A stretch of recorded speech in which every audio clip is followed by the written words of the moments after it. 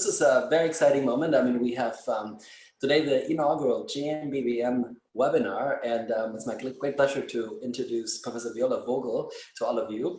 And she'll be talking about, she has a very intriguing title, Unraveling the Secrete Language of Extracellular Matrix. And of course, we all know Viola from many papers and contributions and breakthroughs over many decades. A little about her. She was born in Tübingen in Baden-Württemberg, very close to where I'm from. Actually, I'm originally from the Stuttgart area, so I think we're kind of neighbors in some way or form. She won the Otto von Hahn Medal for her doctoral work, which is one of the most prestigious, or the most prestigious thesis dissertation award in Germany. Spent some time at Max Planck in Göttingen, spent some time in Berkeley, and then moved to a faculty position in University of Washington in Seattle. And I think that's when I met you first, while you were in Seattle.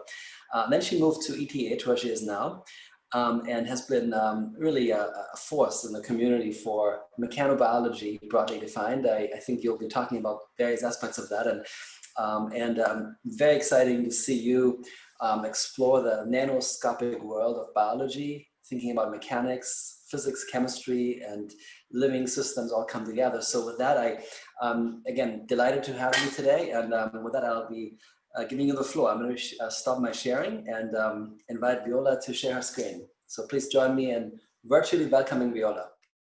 So Marcus, thank you very, very much. I think I would like to really thank you in the name of the entire community that you start this webinar, because we all, I think, suffer from the fact that we can't exchange scientific data the way we exchanged them before. And I also saw that we have 15 minutes of discussion at the end today. And I would greatly appreciate all kinds of questions, because it's not only the presenting, but the feedback, the communication that we need to keep up in the close to lockdown period that we are facing again. So thank you very, very much for getting this started, for inviting me to speak today, and to all of you who are joining today, this webinar.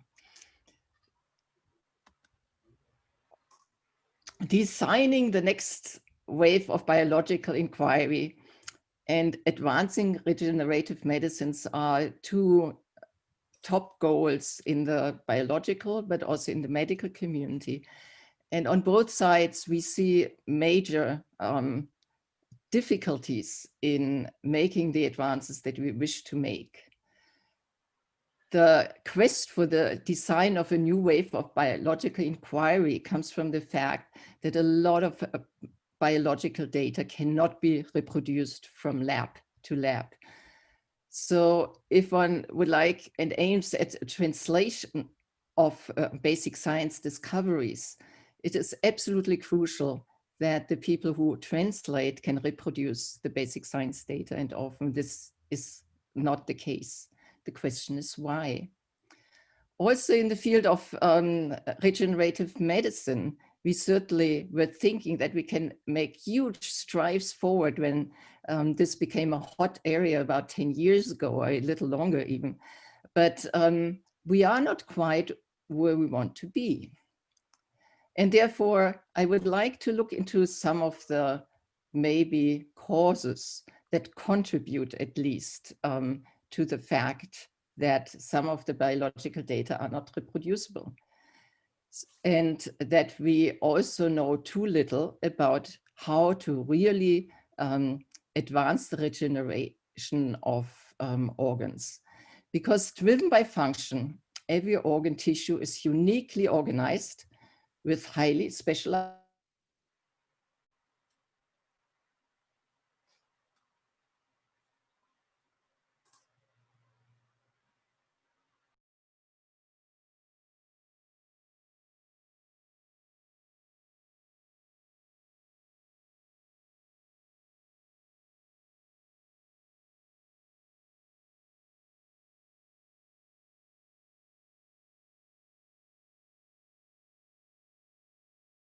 fundamentally.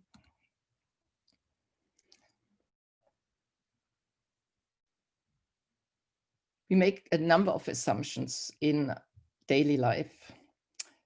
Most of the biological signaling diagrams do not show today, and even today, which of the interactions are mechanoregulated. We all know that we need to exercise to stay healthy. We also know how fast health decays under microgravity conditions. So we not only feel gravity, but cells are constantly generating force and are pulling on the environment. Yet the signaling diagrams very rarely show which of these interactions are force regulated. And then we often assume that there's one structure, one function of proteins. The structures were determined in solution under equilibrium. Interactions were often quantified under equilibrium.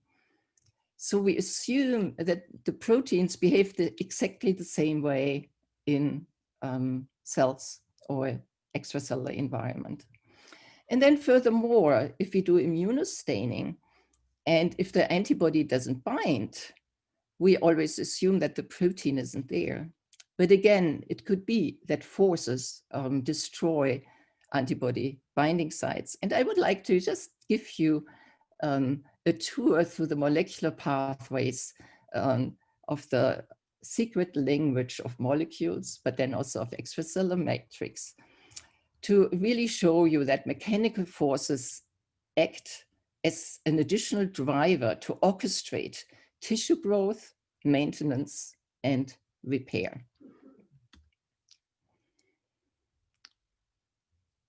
So in order to ask the question, do forces drive alterations in protein functions? Just have a short look at the simulation. It started out with either an X-ray structure of a protein or with NMR structure. We only run simulations if these structures are really known at highest resolutions. And if you pull on a protein and change the structure, and if binding sites are affected, you will change the chemistry displayed by this protein.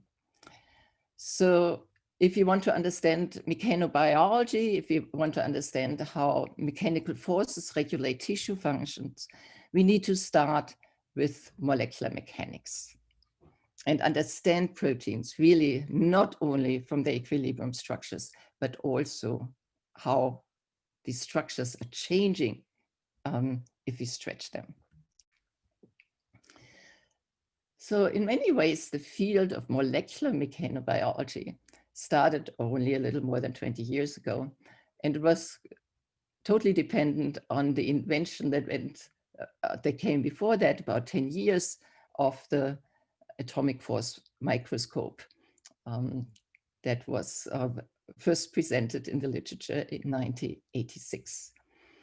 And in 1997, Hermann Gaub published the first report showing that if you take a sharp needle, a cantilever of an AFM, and go on a fishing expedition, you can, from time to time, attach a protein to the tip.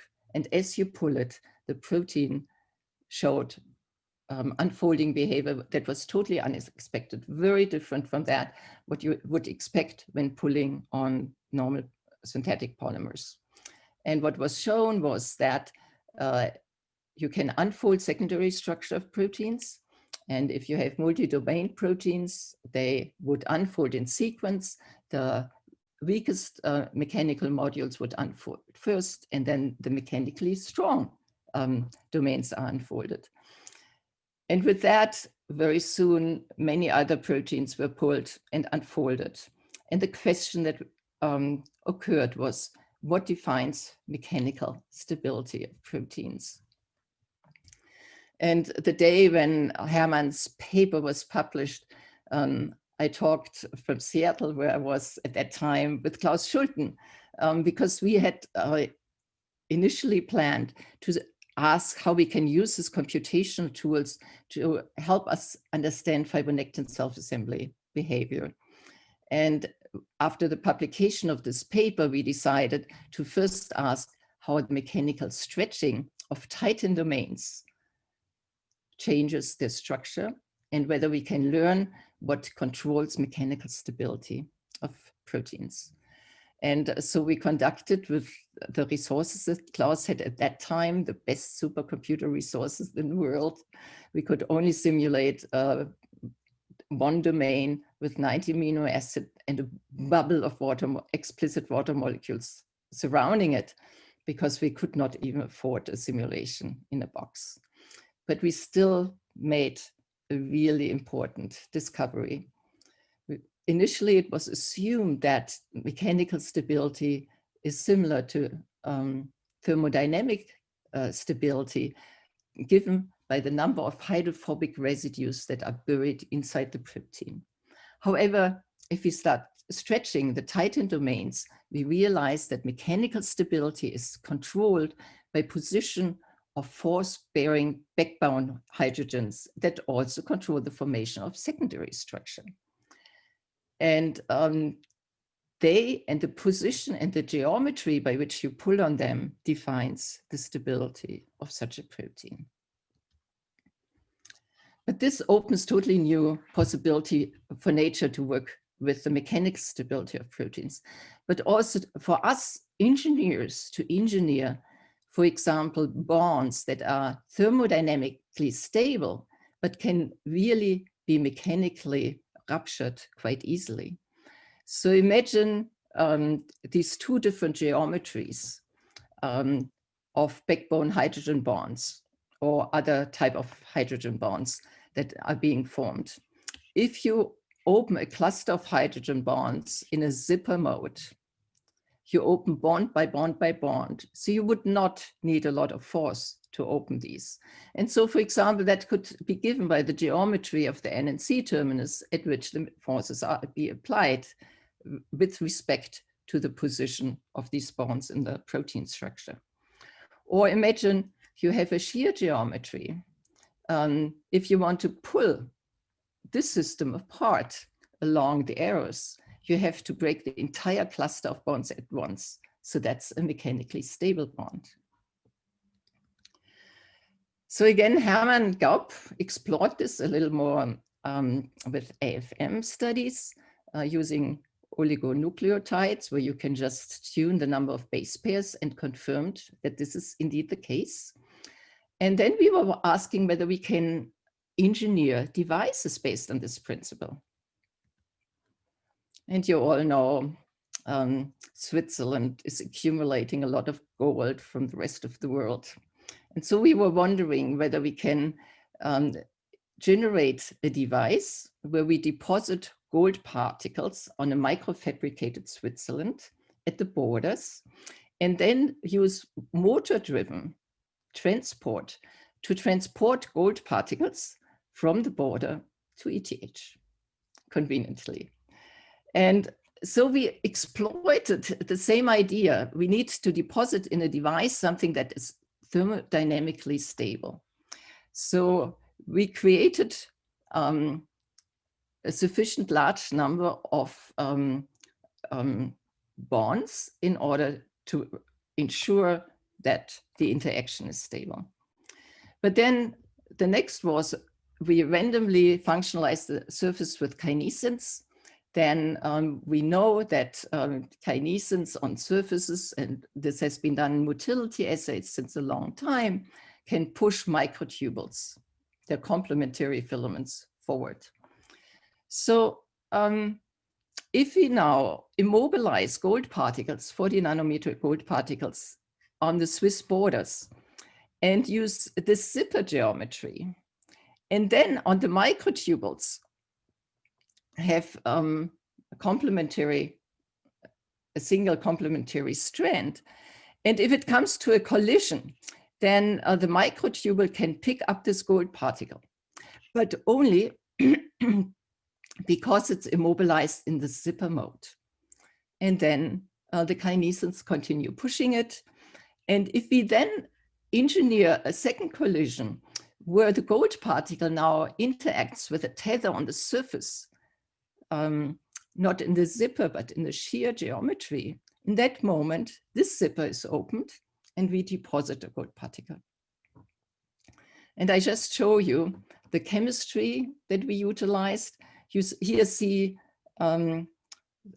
the forces that were reported by Hermann Gaub, and you also see the chemistry by which we immobilized all the components on the surfaces respectively. And here you indeed see how a microtubule travels across the surface. The microtubule picks up a gold particle and deposits it in the right place at the right time. So indeed, engineering with zipper versus shear geometry is possible and should be utilized in future devices, even though the fact that we can utilize the design principles that we learned for proteins to engineer devices has not entered the mainstream thinking so far. So to move from molecules to the cell level, certainly by using AFMs, it's easy to pull proteins, but the question occurred, does nature operate with protein unfolding and folding reversibly simply by stretching them? And if yes, where in nature are those such bonds found? Where in nature are proteins found that change their chemistry if you stretch them? How can you prove that such a scheme is really in operation? And how do forces change the structure? Since all we know about high resolution proteins so far comes from NMR and X-ray, the only technique to determine unfolding pathways still today is via steered molecular dynamic simulations.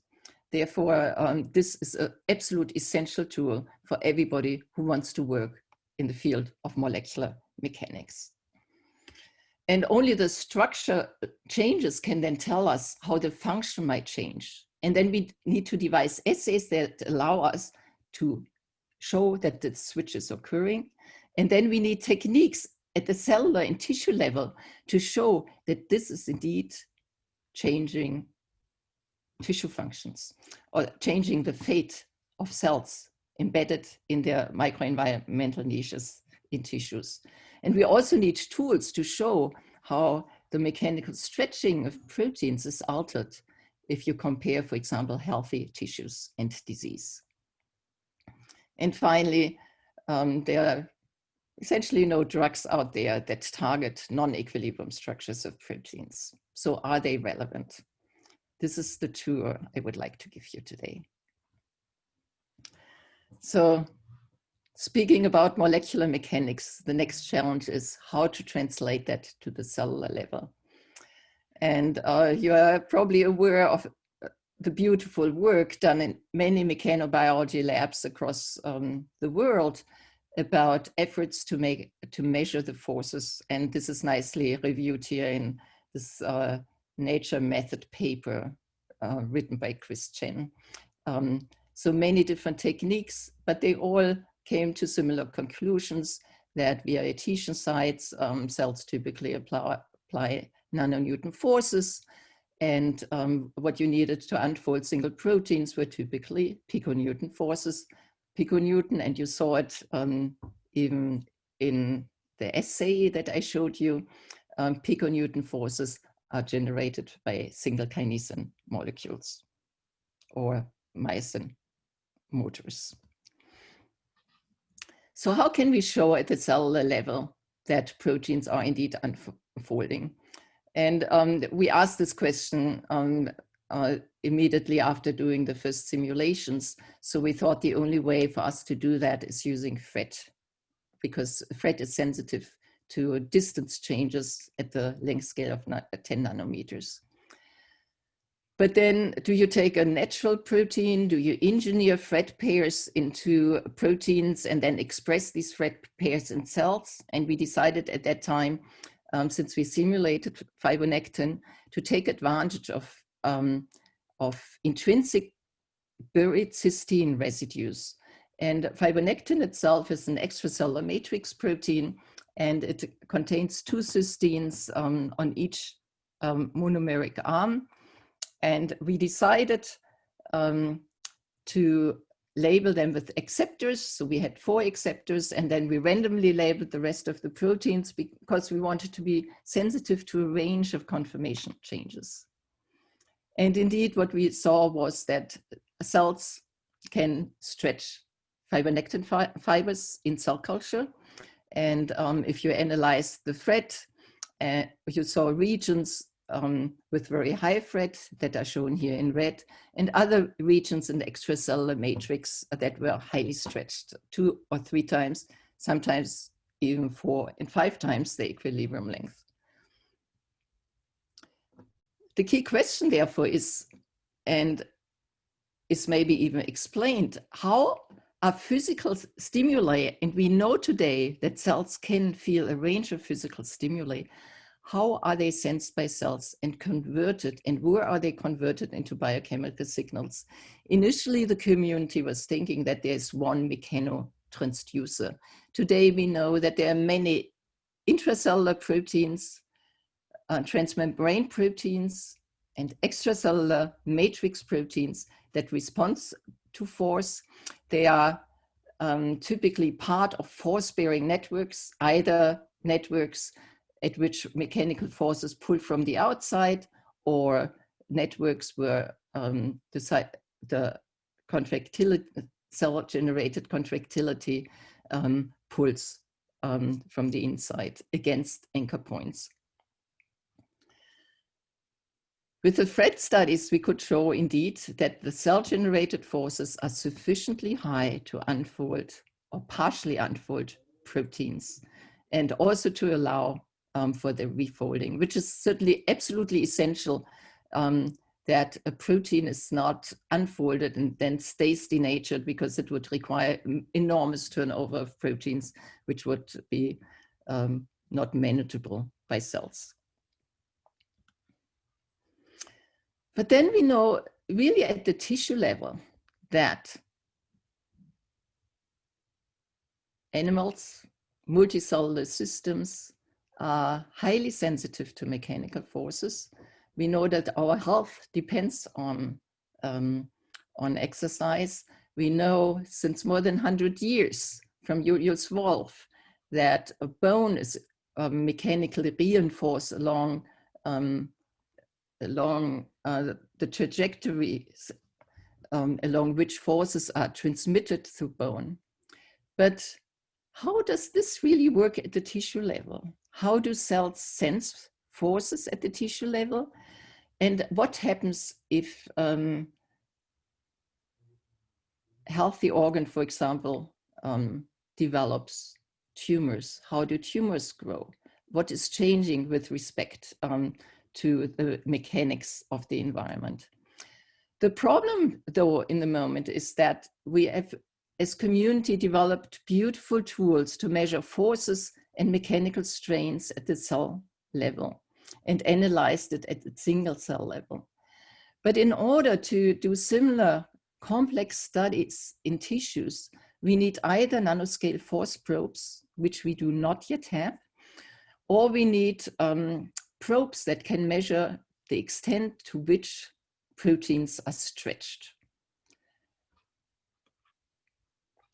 Initially, people thought we can just translate the same approaches, building maybe even FRET mice, and then do FRET analyses, but we all know how much background fluorescence exists at the tissue level.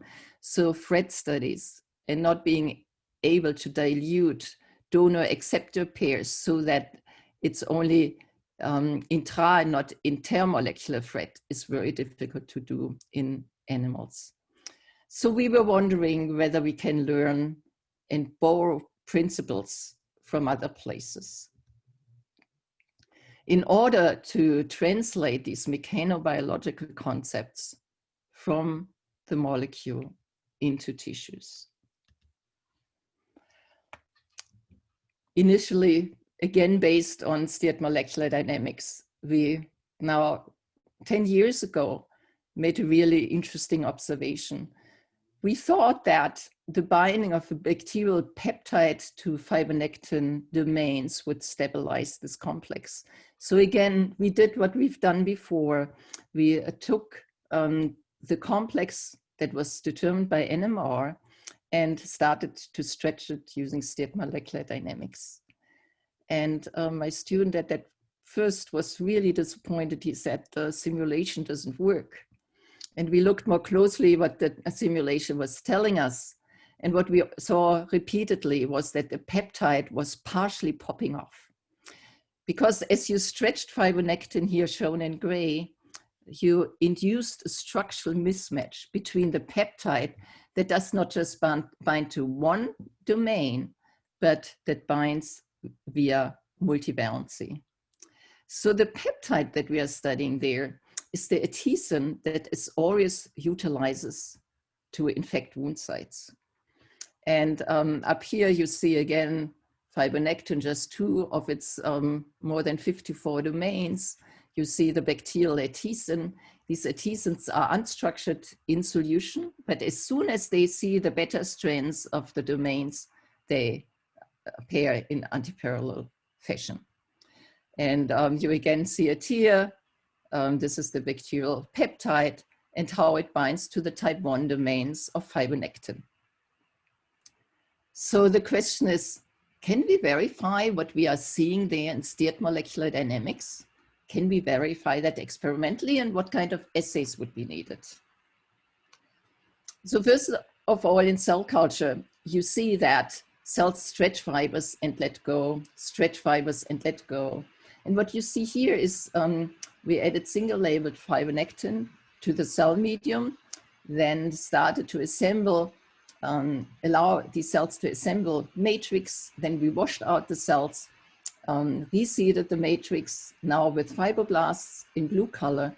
And this is why you can visualize in real time, certainly what you see here is a video taken over a few hours, but you can see how the cells stretch fibers and let go, and stretch fibers and let go. So does protein stretching matter? If you think of a bacterium that tries to find a wound site, if it would dwell in healthy tissue for too long, it would lose its opportunity to infect an organism. But in all wound sites, fibers are mechanically cleaved or they are enzymatically cleaved.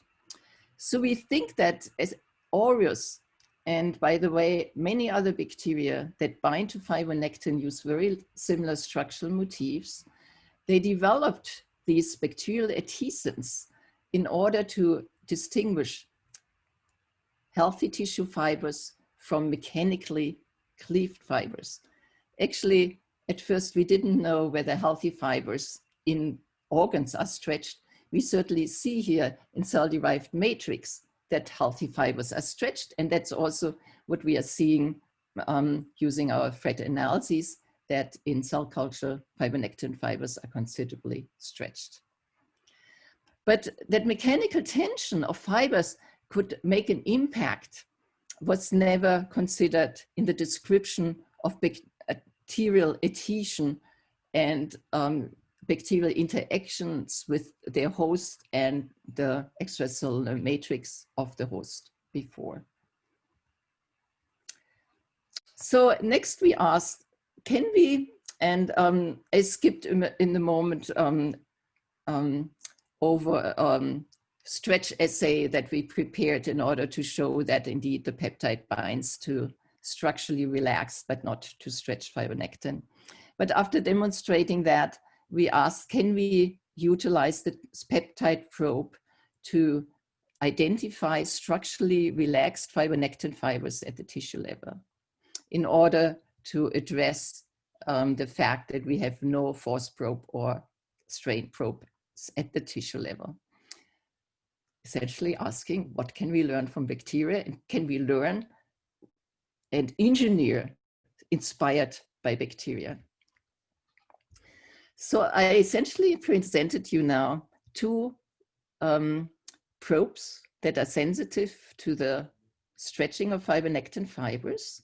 but they operate on totally different physical principles. I showed you already this thread image of cell culture. And in order to validate that the peptide probe also binds to fibronectin cell culture, but preferentially to structurally relaxed fibers, we then labeled the peptide with a third color and did a pixel by pixel correlation.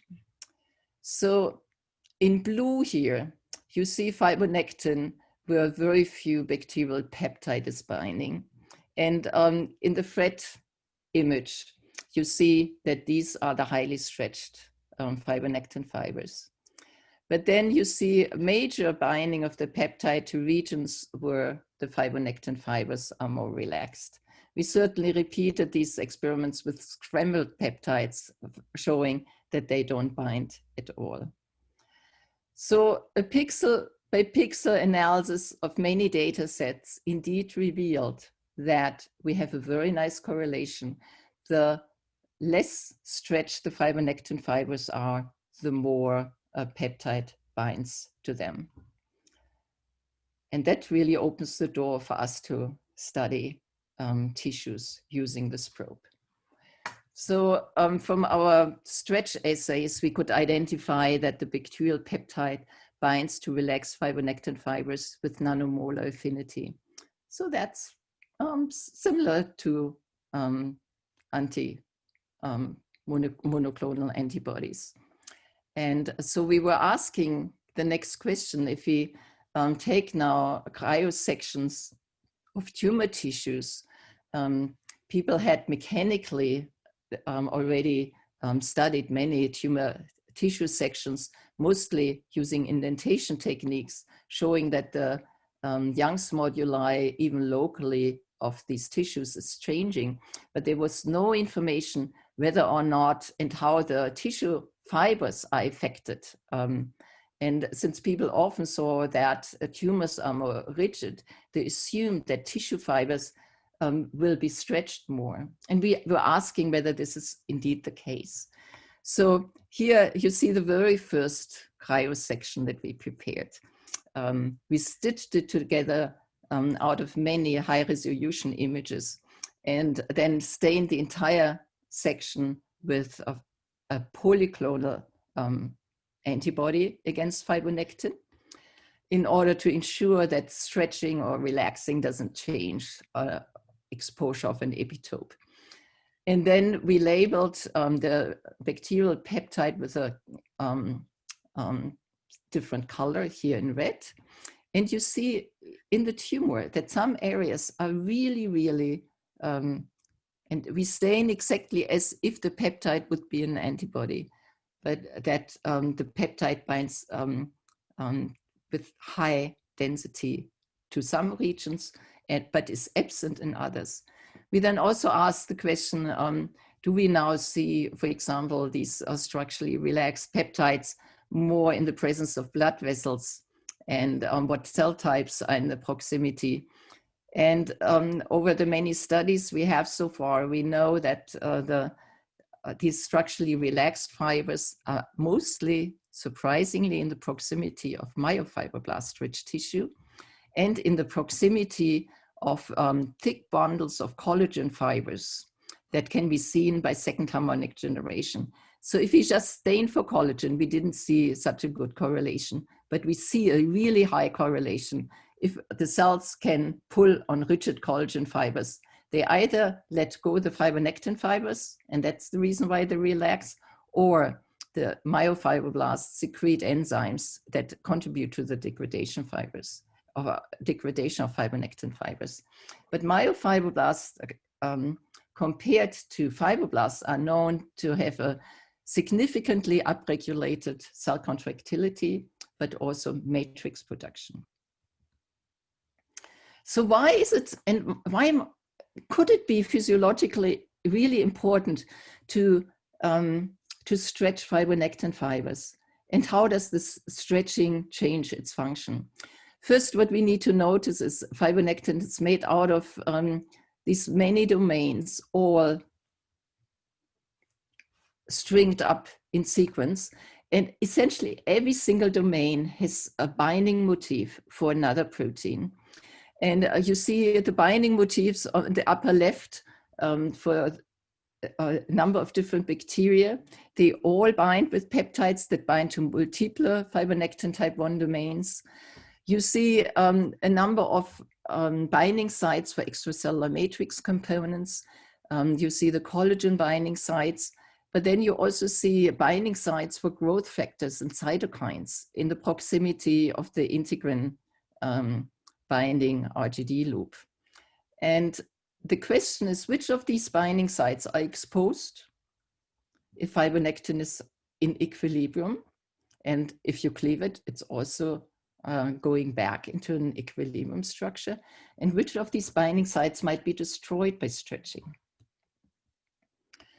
And in order to show that, and this is now where I show you our stretch assay, we introduced a stretch assay where we pull fibronectin fibers out of concentrated droplets of fibronectin. We deposit them on stretchable substrates, and then as function of fiber strain or as function of the thread that we see, if incorporating again our thread probe, we ask, how do particular binding sites, are they activated by stretching or are they being destroyed by stretching? So we found that some epitopes of antibodies can indeed be destroyed by stretching. And those are particularly antibodies that bind, that have structural epitopes that bind in between or across two modules. We have also shown that fibronectin fiber stretching can destroy the gelatin binding site. And gelatin is denatured collagen. And this has major impact on the assembly of and the transition from a provisional fibronectin-rich matrix to nucleating the growth of polymer fibers, which can only be done in cell culture in the presence of fibronectin, but not in the absence of fibronectin. And then it was often claimed in the literature that stretching might impact growth factor binding or cytokine binding, but it had never been demonstrated. And indeed, we found 2 years ago that stretching of fibronectin upregulates the binding of IL-7, and I come back to that. So you see, some binding motifs can be destroyed, others can be upregulated. But does it really impact cell function? Again, it's very nice to have these fibers, because even if we stretch them, cells still polarize along them, but they see different conformations presented to them. We found that cells that are sitting on rigid polymers stretch the first extracellular matrix fibers more than the cells that are sitting on soft substrates. We also see that fiber stretching, if we then culture mesenchymal stem cells on these fibers, not on flat surfaces, but on the fibers, that stretching of the fibers upregulates their osteogenic differentiation.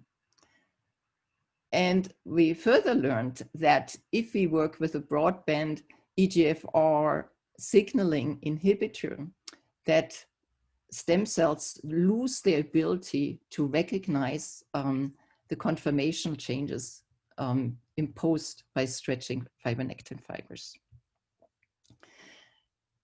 And then Michael Smith at Boston University, he showed that fibronectin fiber extension decreases the spreading and the migration of endothelial cells. So you see, fibronectin fiber stretching has an impact, but we do not know how it's impacting physiological events in healthy or diseased tissues. So in order to start addressing that side, we then analyzed healthy organs from a number of different mice. We looked at kidneys, at the heart, at the liver, at the lung. And you see that summarized on the left panel. In general, we see that very, very few fibers show up red. So you see that all organs are rich, not just in collagen as often reported, but even under homeostasis, they are rich in fibronectin. But you see that essentially all these fibers are stretched because the peptide doesn't bind to them. You see one exception. If you look closer here in the left upper corner, you see the kidney. And the peptide also binds to soluble fibronectin as it circulates through the blood. So we see the peptide to bind to the glomeruli and the fibronectin that is found in the glomeruli. But then again, using the same protocols that we used for the healthy organs, we send more and more tumor tissue from mice. And you see again that some regions show up bright red while others stay green.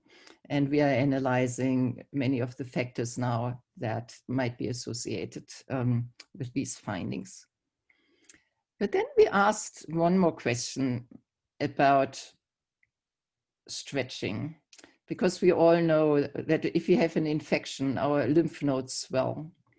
And so we were wondering how the swelling of a lymph node might impact the tension of the extracellular matrix fibers within lymph nodes. So we looked at lymph nodes of mice again, and you see one on the right side, the bottom on the left. You see a naive lymph node, and it's essentially green. But it means that the fibronectin fibers in unswollen lymph nodes are already stretched. Then we asked us what is happening if we swell them? And we looked at adjuvant swollen lymph nodes. And we again see that the fibronectin fibers are stretched, but that we do not see major peptide binding to adjuvant swollen lymph nodes. Lymph nodes contain these conduits, and I come back to them, and the fibroblastic reticular cells seem to assemble stretched fibers on the surfaces of these conduits. But then if a lymph node is virally infected, what we see is that major peptide binding occurs. Is that significant? So again, on the left side, you see the naive lymph node, very little peptide binds, and at higher resolution, you see how the peptide binds to a number of the extracellular matrix fibers. So if you look into the lymph node literature and what happens upon swelling and what happens upon viral infections, you see these sketches of matrix being torn apart. So we see matrix, in our case, fibronectin fibers being torn apart, and that's why they bind the peptide. Is that physiologically relevant? And that brings me back to our IL-7 story.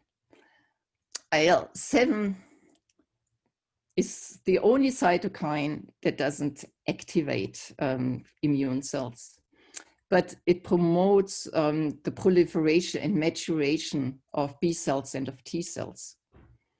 And the lack of IL-7 causes immature immune cell arrest.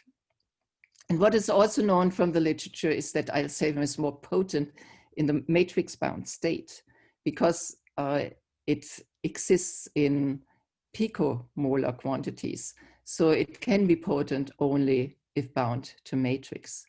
And IL-7 itself is produced by fibroblastic reticular cells that also are responsible for making the matrix in lymph nodes. And what we see using these fiber stretching assays is that IL-7 binding to fibronectin fibers is enhanced by stretching. So if you tear the fibers apart, IL-7 is released. And therefore, its ability to promote proliferation and maturation of B and T cells in lymph nodes is expected to be decreased. since in these same tissues, we find a lot of macrophages. And the question was, what is the role of macrophages in these tissues and in orchestrating these phenomena? And what you see here are macrophages and a table of macrophages in different organs. They are exposed to different stiffnesses, but also the microenvironment of macrophages in each of these organs is different. And we knew from the pioneering work, again done by Christian, that cell shape makes a huge difference in cell signaling, or in case shown here for hepatocytes, control about the life and death, which then has been shown for other cells as well. And we observed that upon macrophage activation, that the macrophages increase significantly in size. And if you plotted that, the size increase happens about 3 hours after LPS activation.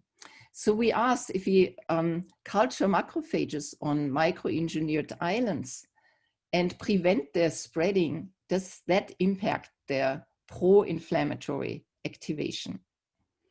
And what we found is indeed that this is the case. We saw that all the early signaling that gets started minutes after activation by LPS, they are completely unperturbed by confining the space in which macrophages can reside. But as soon as we looked at later cytokine secretion, cytokines that are often used as biomarkers to show that pro-inflammatory macrophages are present in tissues, they are significantly downregulated. And if you are interested in the mechanism, we describe the mechanism in detail in this Nature Materials paper. So macrophages in confined spaces show a significantly reduced cytokine secretion and also a reduced phagocytotic potential. And finally, we were asking whether or not we can utilize these bacterial peptides to also start investigating extracellular matrix fiber tension in organs of living animals. And what you see here is that we not photo-labeled, but radio-labeled the same peptide and then injected it into the vein of a mouse model and then studied and analyzed these mice with SPECT-CT as function of time, day 1, day 2, day 3, day 4. Here you see a mouse at day 4. And indeed you see that a major radioactivity is concentrated in these 2 induced tumors grown underneath the skin of the mouse in the shoulder region. And this indeed indicates that our peptide, if we inject it, is not immediately degraded by blood, which we confirmed in the lab, but that it passes through the bloodstream and it penetrates into tumor tissue. And this really opens the door to use this peptide and explore its potential for theranostic applications to maybe recognize diseased extracellular matrix also in living animals, or one day maybe in the human. So this brings me to the end of my talk. We would like to go beyond the Young's modulus. We would like to understand how the stretching of fibronectin fibers changes the chemistry that is exposed, how the cells not only stretch the fibers, but they actively change the chemistry that surrounds them, and how that reciprocally feeds back into cell signaling processes, and how cells exploit that to also communicate among each other via stretched or structurally relaxed fibronectin fibers. We also simulated how stretching might impact a collection of proteins assembled into fibers. And since the structures of fibronectin fibers are not periodic, you lose a little the hierarchy of unfolding. So we always see a mixture of stronger and weaker domains unfolding as we stretch the fibers, and the simulation, if you like to look at it. It was published in 2012. But notice, please, that if a structural change is involved, this is determined by the structure. So the extension of the protein, you need force to extend, but it's not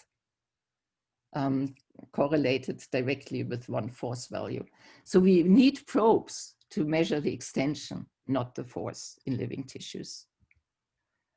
And how the body orchestrates functional tissue repair processes versus disease progression remains one of the biggest challenges in tissue engineering and regenerative medicine. And we hope with our work to make a contribution to that. And once deciphering these mechanisms, help the community to better understand what is needed to regenerate organ functions. And with that, I showed you how we introduced new probes to bridge the length scales. And we developed a number of assays in the moment to grow 3D tissues de novo. But I think my time is over. I see Marcus showing up. And so with that, I would like to stop here, and so that we have time for questions. Great. Thank you so much, Viola. This is an amazing talk and a lot of information. I am looking at the, so usually we give a round of applause. We can't do that, so I'm the only one I think you can hear. So we'll give a big applause here from me. We don't have a lot of questions yet, so I'm going to be starting with one that's a little bit more general. I mean, I think we have a lot of young researchers on the early stage researchers in the attendees today. What's your advice? I mean, you have brilliantly demonstrated in a couple of examples in the talk and also over your career how to integrate advanced imaging and microscopy and all sorts of methods to experimentally probe materials at different length scales and time scales with a theory. What's your advice on how to do that well, and what are the pitfalls, and what would you give sort of a new ascending young researcher as an advice when he or she begins a career in this field today? I think the fun part working at technologies at the same time as pushing and addressing new questions is that novel technologies always show us something that nobody before could see. So what is crucial is therefore to constantly look around what are new technologies that can contribute to your problem, but also to find good collaborators that you trust, that you enjoy discussing science with, that allow you to pick up on new scientific questions because you have a great technology, or vice versa, that you can donate a technology or incorporate the technology from them in your own research. And this made it possible for us to move through many different and address many different questions, from bacterial adhesion to extracellular matrix. Now, the entire collaborations with clinicians to get human tissue samples. It's a completely new chapter again, also in our life, because I was trained as a physicist originally. So making these advances requires reaching out, but building collaborations that typically last more than one PhD thesis. And it definitely doesn't work if we take this attitude, oh, I take the probe and then it's mine, because that's last time that collaborator gives a probe.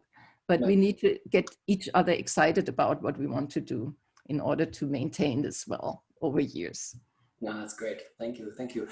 So we did, this is really great advice. And I couldn't agree more. I think building relationships in science is really important. And as you said at the outset, one of the drawbacks is we can't really meet each other very easily right now. So hopefully we can do it virtually, but maybe we'll be back hopefully in live settings in person soon. So we have a question now from Philip Turner. I'm going to read it for you, Viola. I think you mentioned this in the end, but let me rephrase a simplistic question. Do cells sense force or displacement? That's a very, very deep question, actually. And I think you could probably talk about this for a couple of hours, but let's hand it over to you, Viola. So this was indeed a key question. And it's unclear, since there's not just one mechanotransducer, but so many, whether they feel more the displacement or the force. So it's the displacement that controls how the chemistry of a protein is changing upon stretching. And therefore, many of the signaling events probably happen at the level of displacement and not force. And so if you stretch a protein, in between these different states, there are energy barriers. And in order to get into these intermediate states, you have to cross an energy barrier. So if you pull with a little force, but for longer time periods, you also can cross this energy barrier. That's why force and extension is not automatically associated. Therefore, one also needs to take a lot of caution if calibrating a force probe or calibrating a probe with respect to its force, because a lot of these probes are thread-based. And even if you calibrate a single protein, I showed you in this, if you stretch and assemble of fibers, the hierarchy doesn't necessarily correspond to what you measure at the single molecule level. Mm. So it doesn't make sense necessarily to measure, to calibrate each tension probe into a force probe, even though referees ask this question all the time, but we need to educate them that this is, in most cases, not the right question to ask and not the right demand to make. Great, thank you. Another question from David Taylor. He writes, thanks, Viola. Interesting example of a biomimetic application moving those gold particles, referring to that study. Can you think of any other such applications from your work? From which piece of the work in the moment? When you move the gold particles, and he's asking if there are any other similar bio-inspired biomimetic applications of this approach in general. You know, beginning of the 90s, we started developing and utilizing all the knowledge that biophysicists generated in the field of motor proteins to design the first molecular shuttle experiments and demonstrate that we can utilize motor proteins in devices. And at that time, we were thinking that synthetic motors would soon occur, and that all the principles that we were able to show using native proteins could be translated utilizing synthetic motors. But synthetic motors even today have very, very low stalling force. So transporting material with these motors is very difficult to do. And but we also learned so much about mechanical other aspects, and this is one reason why we ended up moving into the field of mechanobiology ourselves with the lab. So what I showed you today is our last big motor protein project that we were pursuing in the lab. Great, thank you. So we're at the end of the top of the hour again. So I want to thank Viola again, and also thanks all the attendees that joined us via either Zoom or YouTube live stream. Thank you all, and we'll be having our next JMBBM Frontiers webinar in a couple of weeks. It'll be announced very soon. It's about a month from now. More details to come, and I hope you all join us again. And thank you again, Viola, for taking the time. It was a pleasure, and we learned a lot, and as usual, very inspiring. And I wish you all good luck in Switzerland and wherever you are in the world, but especially you in Switzerland with your increasing cases. We all hope that things will go back to normal very soon, but I think we have to be patient. So again, thank you, Viola. Thank you very much. And to all of you, thank you for joining this webinar, this first one in this series. And I'm looking forward to maybe even hearing from you in one of the next upcoming ones. And thank you, Marcus, for inviting me. Thank you. Okay, have a great day, everyone. Bye.